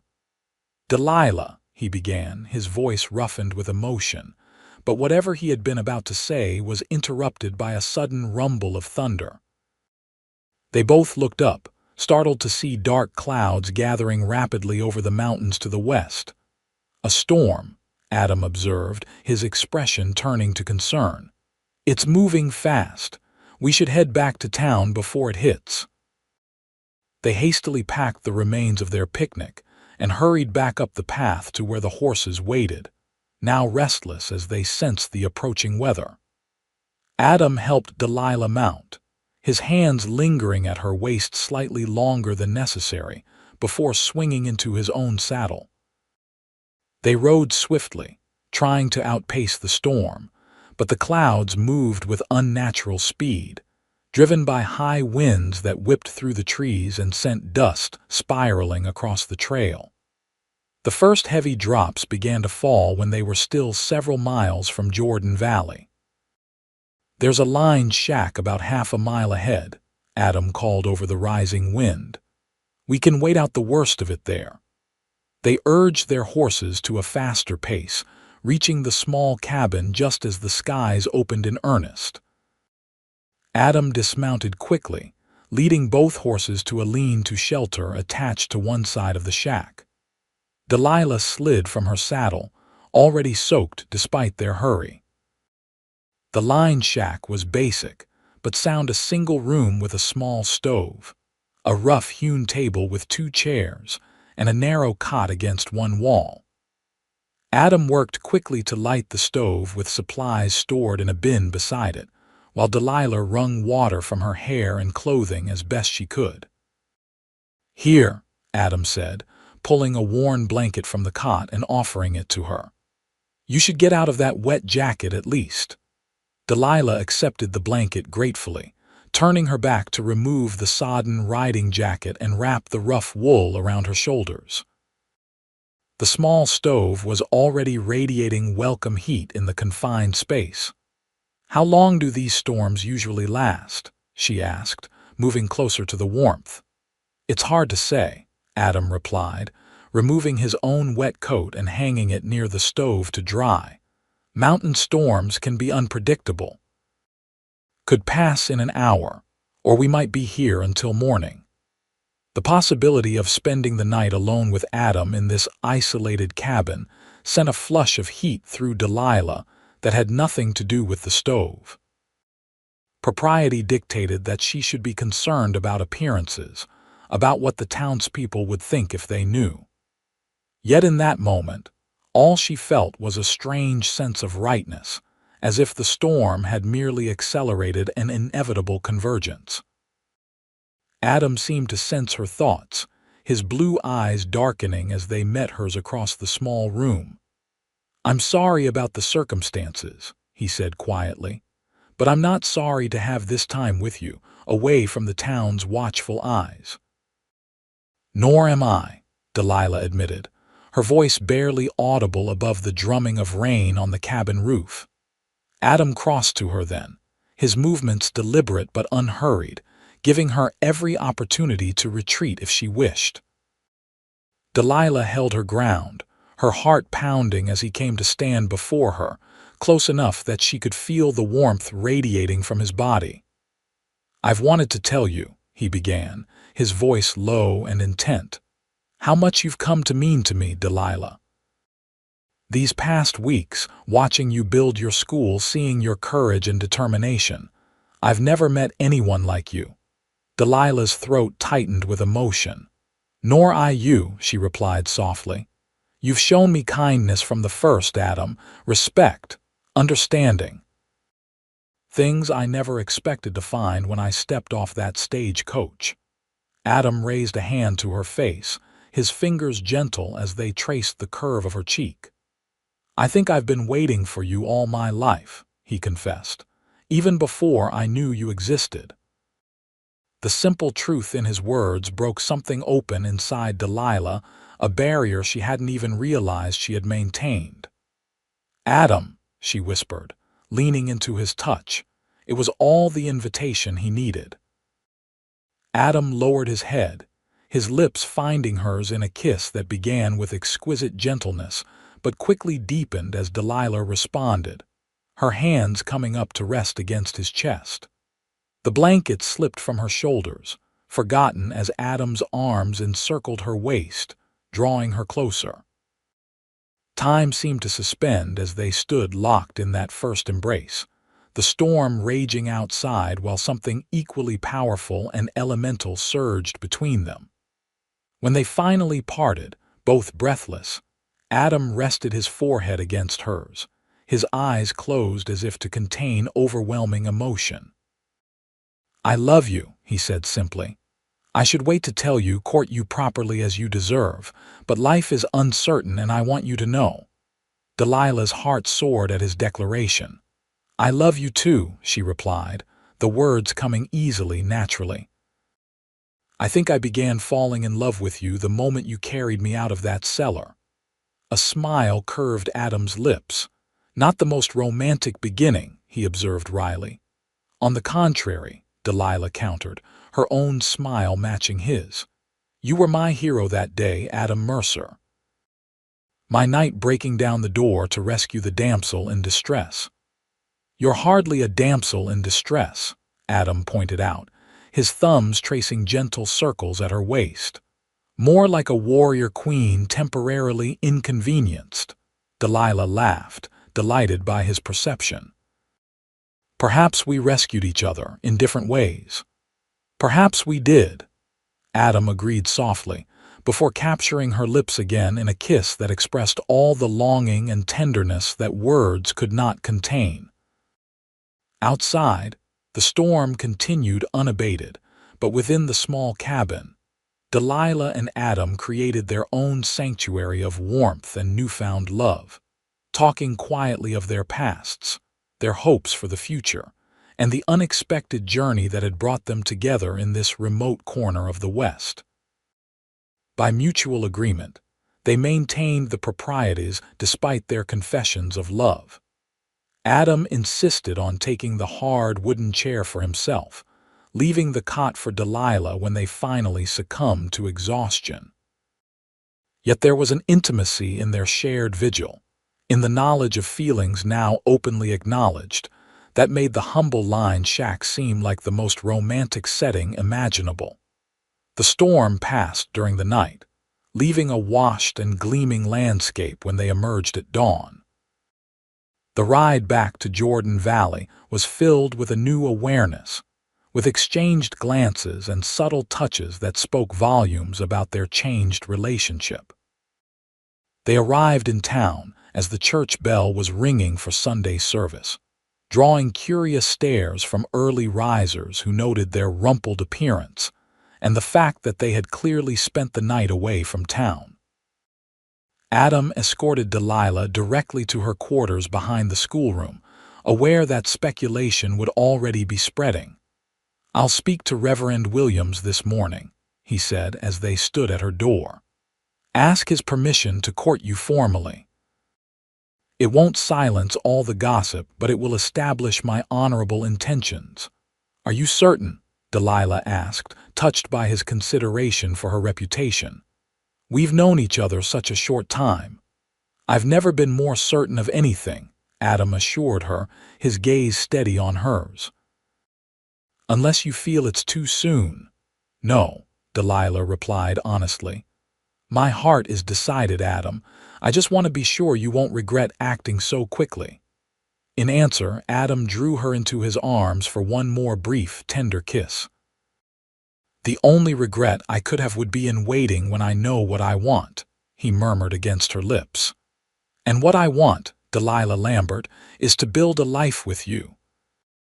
With that declaration to sustain her, Delilah watched him stride away toward the church, her heart full to bursting with newfound happiness. Reverend Williams, a pragmatic man well accustomed to the realities of frontier life, received Adam's request to court Delilah with approving enthusiasm. By Sunday afternoon, the entire town was aware of the deputy marshal's formal intentions toward the schoolteacher, effectively transforming what might have been scandalous gossip about their night away into romantic speculation about wedding dates. Pritchard, predictably, was the exception. News of Adam and Delilah's courtship seemed to reignite his smoldering resentment.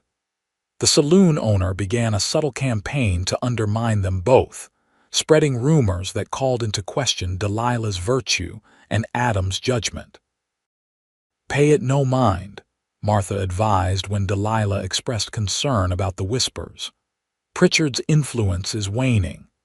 The rustler's capture, the school's success, and now your courtship with Adam, all of it makes our deputy look like the hero he is, and Pritchard can't stand it. Despite Martha's reassurance, Delilah remained uneasy. She had learned enough about Walter Pritchard to know he wouldn't accept defeat without a fight. His quiet resistance to the school had been concerning. His opposition to her relationship with Adam might prove dangerous. Her fears proved justified the following Thursday evening. Delilah had stayed late at the schoolroom, preparing lessons for the next day, when a noise at the window startled her.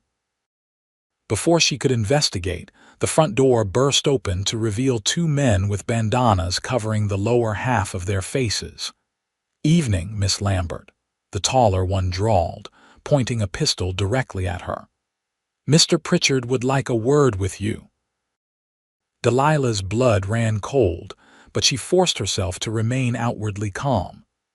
"Mr. Pritchard knows where to find me if he wishes to speak with me," she replied steadily.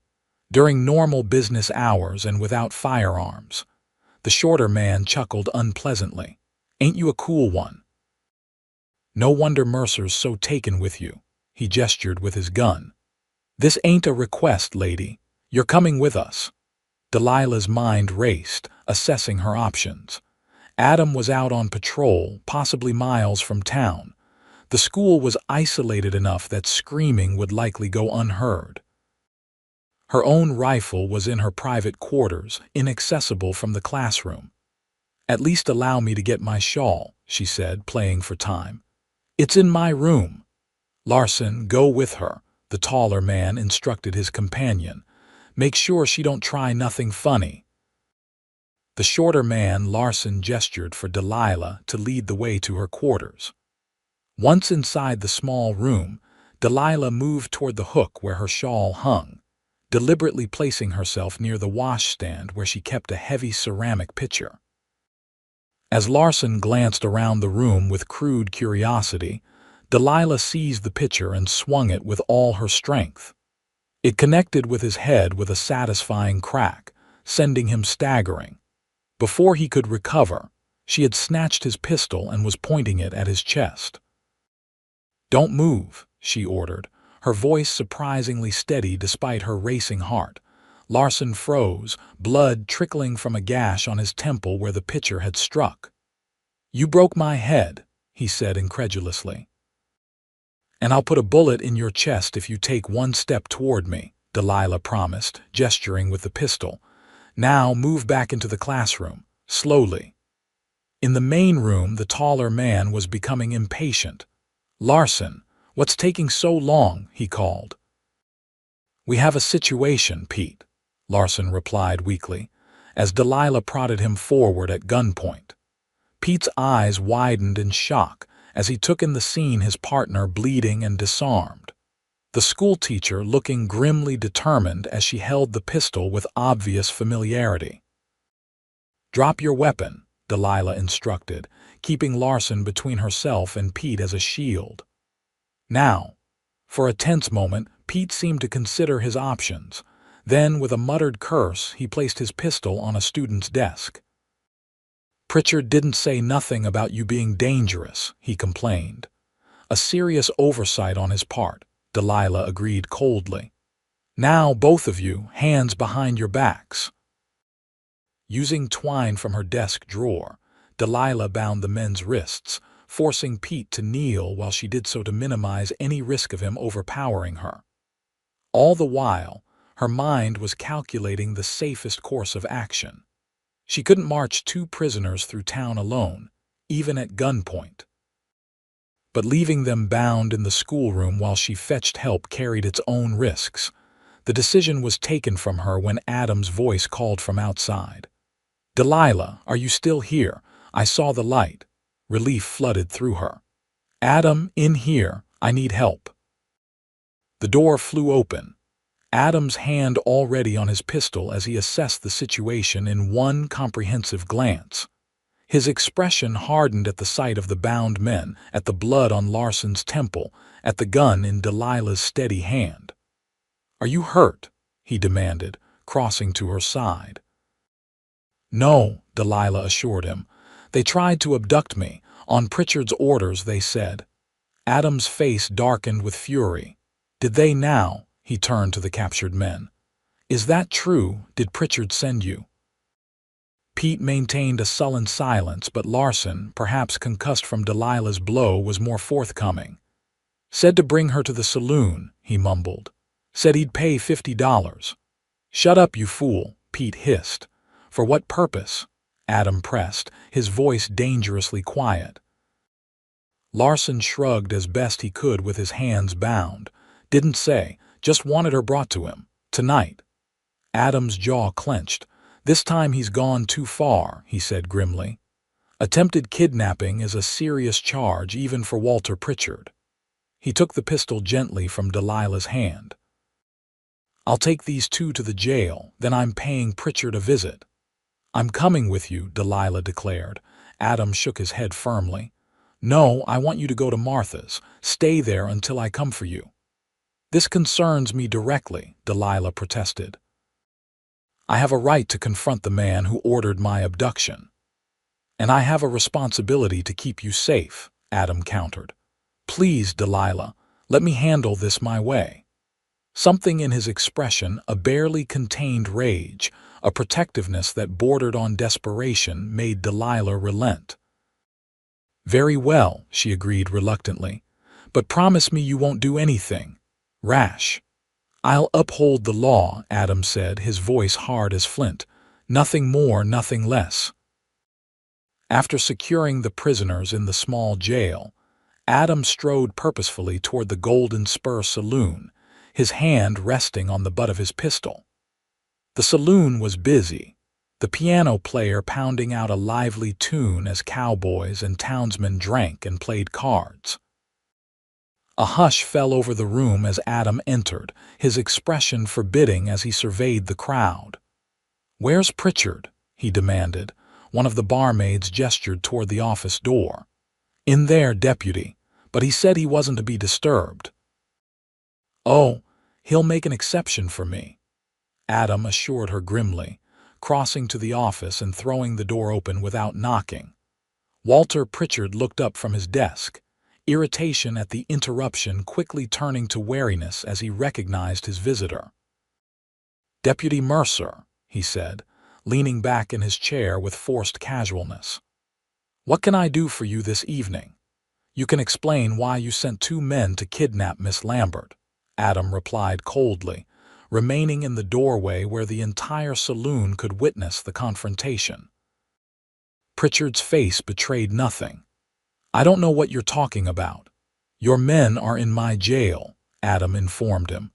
"Larson is quite talkative with a head wound. Says you offered $50 to bring Miss Lambert to you tonight." A flicker of unease crossed Pritchard's florid features, quickly masked. "Larson is a drunk and a liar. If he used my name in some harebrained scheme, that's hardly my responsibility." "We both know that's not true," Adam said, his voice carrying clearly to the now silent saloon patrons. "This isn't the first time you've targeted Miss Lambert. It is, however, the last." Pritchard rose from his chair, his bulk imposing despite the desk between them. "Are you threatening me, Mercer?" "I'm informing you that Miss Lambert has filed charges against your men for attempted kidnapping," Adam replied evenly. "And against you as the one who ordered it. You have no proof I was involved," Pritchard scoffed. "A witness statement is proof," Adam countered. "And I've sent for the circuit judge. He'll be here within the week to hear the case." Fear finally broke through Pritchard's bluster. "Now, wait a minute, Mercer. There's no need to involve Judge Matthews. I'm sure we can settle this like reasonable men." "The time for that has long passed," Adam stated flatly. "You've harassed and threatened Miss Lambert since the day she arrived. You imprisoned her in your cellar. Now you've attempted to abduct her by force. These aren't matters for private settlement." Pritchard's expression turned ugly. "You self-righteous bastard. You're no better than me. We both know what you did back east, betraying your own father, destroying your family's reputation." He sneered. "At least I'm honest about what I am." "The difference between us, Pritchard," Adam replied with deadly calm, "is that I can face myself in the mirror each morning without shame. Can you say the same?" The saloon owner's face purpled with rage. With surprising speed for such a large man, he yanked open a desk drawer and pulled out a derringer. "Get out of my establishment," he snarled. Adam didn't flinch, didn't reach for his own weapon. "Put that away before you make things worse for yourself," he advised. "Threatening a law officer is another charge to add to the list." "I said get out," Pritchard shouted, raising the small pistol. What happened next unfolded with nightmarish clarity. Adam's hand moved toward his holster, but before he could draw, Pritchard fired. The shot went wide, splintering the doorframe inches from Adam's head. In the next instant, Adam had his own weapon out and leveled. "Drop it, Pritchard," he ordered. "Last warning." Instead, Pritchard aimed again, his face contorted with hatred. Adam fired first, the report of his pistol deafening in the confined space. Pritchard staggered backward, the derringer falling from his suddenly nerveless fingers as a dark stain spread across the front of his shirt. "You shot me," he gasped, clutching at his chest as he collapsed back into his chair. "You didn't leave me a choice," Adam replied grimly, holstering his weapon and moving swiftly to Pritchard's side. "Someone fetch Doc Wilson." He called over his shoulder to the stunned onlookers crowding the office doorway. Despite Adam's immediate efforts to stem the bleeding, it was clear the wound was severe. Pritchard's breathing grew labored, his eyes glazing with shock. "Never thought you'd actually—" "Do it," he wheezed, blood bubbling at the corner of his mouth. "I didn't want to," Adam told him honestly, "but I couldn't let you hurt anyone else." Pritchard's gaze focused briefly, a strange lucidity coming into his eyes. "She's changed you," he observed, "made you decisive." A rattling cough shook his frame. "Maybe. That's not so bad." They were his last words. By the time Dr. Wilson arrived, Walter Pritchard was beyond medical help. The shooting was ruled justified self-defense. After multiple witnesses confirmed that Pritchard had fired first and was preparing to fire again when Adam responded. The two men who had attempted to kidnap Delilah were sentenced to 6 months of hard labor by the circuit judge, who arrived as promised the following week. For Delilah, the aftermath of these events brought a strange mixture of relief and sadness. Pritchard had been a cruel man who had caused her considerable suffering, yet she could take no joy in his death. Adam, too, was solemn in the days following the shooting, carrying the weight of having taken a life even in the line of duty. "I keep thinking there might have been another way," he confessed to Delilah as they sat on the porch of his small house one evening in late October. "Some approach that could have ended differently." "You did everything you could," Delilah assured him, her hand warm in his. "Pritchard made his own choices, Adam. You can't hold yourself responsible for them." Adam squeezed her fingers gratefully. "Your clarity helps, you know, your moral certainty. It's one of the many things I love about you." In the month since Pritchard's death, Jordan Valley had undergone subtle but significant changes. The Golden Spur Saloon had passed to Maggie, who had worked there for years and knew the business intimately. Under her management, the establishment became less rowdy, with no upstairs girls and a strict policy against excessive drunkenness. The town council, freed from Pritchard's influence, had finally approved funding for an official school building, to be constructed in the spring. Until then, Delilah continued teaching in Martha's workshop, her student count now up to 30 with a waiting list for the new term. Adam had received a letter from the territorial governor commending his handling of both the rustlers and the Pritchard situation, with an offer of promotion to marshal of a larger district if he wished. He had not yet replied, wanting to discuss the opportunity with Delilah before making any decision. "I've been thinking," Adam said now, his thumb tracing gentle circles on the back of her hand. "About the future, our future." Delilah's heart quickened. "Have you decided about the governor's offer?" "Not yet," Adam admitted. "It would mean relocating to Boise, which has advantages: better resources, a proper courthouse, more deputies to supervise." He paused, his blue eyes meeting hers intently. "But it would also mean you giving up the school you've built here." "I won't ask that of you unless you're certain it's what you want."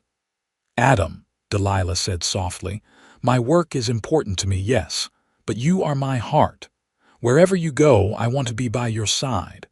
The love that blazed in his eyes at her words took her breath away. "Then marry me, Delilah," he said, his voice rough with emotion. "Be my wife, my partner in all things. Help me build something worthwhile, whether here or in Boise or anywhere else life takes us." "Yes," Delilah whispered, tears of joy welling in her eyes. "Yes, I will marry you, Adam Mercer." He gathered her into his arms then, his kiss a promise of all they would share in the years to come: joy and challenge, adventure and contentment, the steady companionship of two souls perfectly matched in courage and conviction.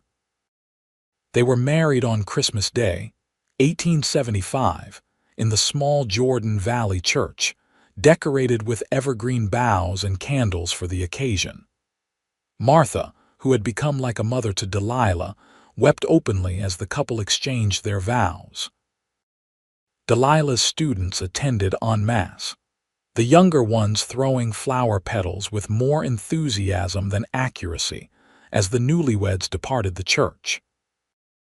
Adam had accepted the promotion to marshal of the Boise district, but with a condition that they remain in Jordan Valley until spring, allowing Delilah to complete the school year and oversee the transition to the new schoolhouse and teacher.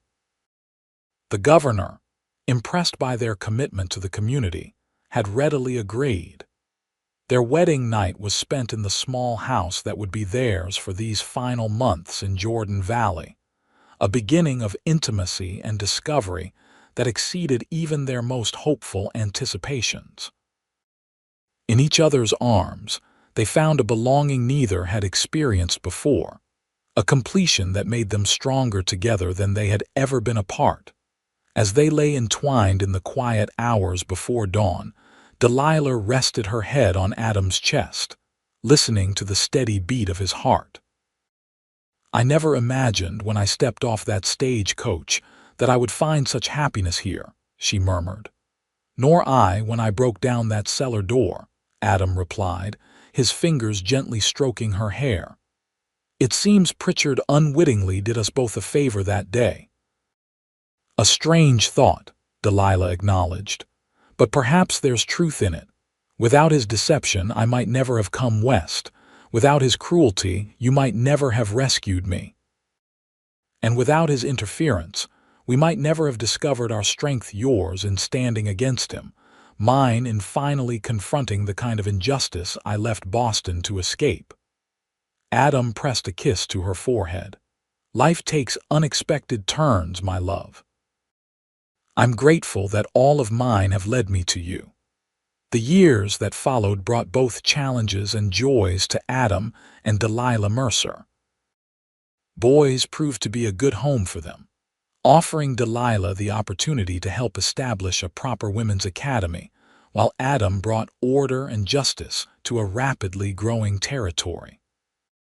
Their first child, a son named James, arrived in the spring of 1877, followed by a daughter, Elizabeth, 2 years later. They never forgot Jordan Valley, returning often to visit Martha and the other friends they had made there. The school Delilah had started continued to thrive, eventually expanding to include a high school curriculum that prepared students for university education, an outcome that would have seemed impossible in the autumn of 1875. On one such visit, nearly 10 years after they had left, Delilah and Adam stood at the edge of town, their children playing nearby as they gazed at the community that had changed their lives. "You ever regret it?" Adam asked, his arm around his wife's waist. "Leaving teaching for motherhood and helping with my work," Delilah smiled up at him, the love in her eyes undimmed by the passing years. "I never left teaching," she corrected gently. "I simply found new students, new subjects to impart. Our children, the young deputies you mentor, the girls at the academy where I volunteer, all of them are an extension of what began in that workshop schoolroom." Adam's answering smile was tender as he drew her closer. "You always see the connections, the patterns that bind seemingly separate parts of life into a whole. It's one of your many gifts." "A gift I might never have recognized without you," Delilah replied, stretching up to kiss him softly. "You gave me the courage to see myself clearly, Adam. To build the life I truly wanted, not just the one I thought I should have." "We gave that to each other," Adam murmured against her lips, "and continue to every day." As the sun set over Jordan Valley, painting the landscape in shades of gold and crimson, Adam and Delilah Mercer stood wrapped in each other's arms, no longer the wary deputy and the stranded schoolteacher, but partners who had forged a love strong enough to overcome deception, violence, and the harsh demands of frontier life. Their story, which had begun with a locked cellar door and a dramatic rescue, had evolved into a shared journey of purpose and passion that neither could have imagined on that fateful day when their paths first crossed. In the end, it was not just Adam who had carried Delilah to safety, nor merely Delilah who had given Adam a reason to stand firm against injustice. They had saved each other in countless ways, large and small, creating together a life far richer than either could have built alone. And in that mutual salvation, they had found the deepest and most enduring love, a love that would continue to guide and sustain them through all the adventures still to come.